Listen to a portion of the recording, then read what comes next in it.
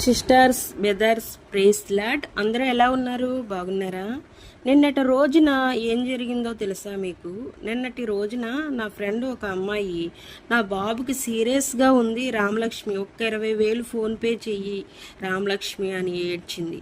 తనది love marriage, భర్త ప్యాకెట్కి బానిసయ్యి మొత్తం అప్పులు చేసేసాడు. ఇప్పుడు బాబు ట్రీట్మెంట్కి కూడా డబ్బులు లేని పరిస్థితి.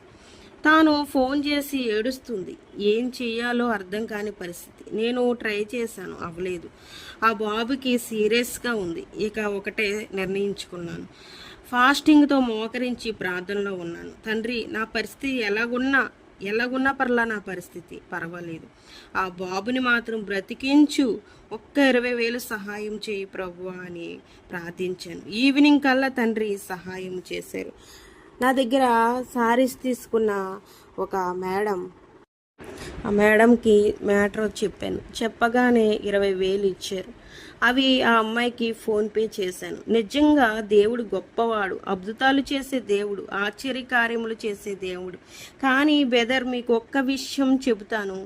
అనవసరమైన వాటికి ఖర్చు పెడితే అవసరమైన వాటికి చేయి చాపవలసి వస్తుంది. అప్పుడు సహాయం అందొచ్చు, అందకపోవచ్చు. అందుకని మీరు ఇప్పటికైనా మారండి. భార్య పిల్లల్ని చూసుకోండి. మీరే కాదు బెదర్, చాలామంది లోన్లు తీసుకోవడం, ఆన్లైన్లో పేకాటలు, ఆన్లైన్లో ఆడడం, దానికోసము అప్పులు చేయడం. కొంతమంది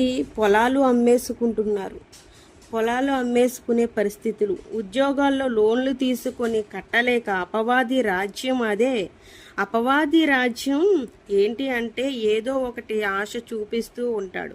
నువ్వు ఆశను నెరవేర్చుకోవడానికి ఎంతగైనా తెగిస్తూ ఉంటావు. ఇప్పుడు బెట్టింగ్ ప్రమోషన్స్ లేతే ఇవన్నీ ఆపాలి అని చాలామంది ట్రై చేస్తున్నారు. కానీ ఆ డబ్బుల వల్ల ఎవరికైతే లాభం ఉందో మరి ఆ యొక్క లాభాన్ని నష్టం కలిగిస్తారు. కాబట్టి వాళ్ళకి కూడా ప్రమాదాలు పొంచి ఉన్నాయి. అయినప్పటికీ బెట్టింగ్లు ఆపాలి అని చాలామంది ట్రై చేస్తున్నారు. ఎందుకంటే వాటి వల్ల ప్రాణాలు పోతున్నాయి కాబట్టి, ఫ్యామిలీలు నాశనం అయిపోతున్నాయి కాబట్టి. అందుకనే మారండి బ్రదర్స్, ప్లీజ్ మారండి.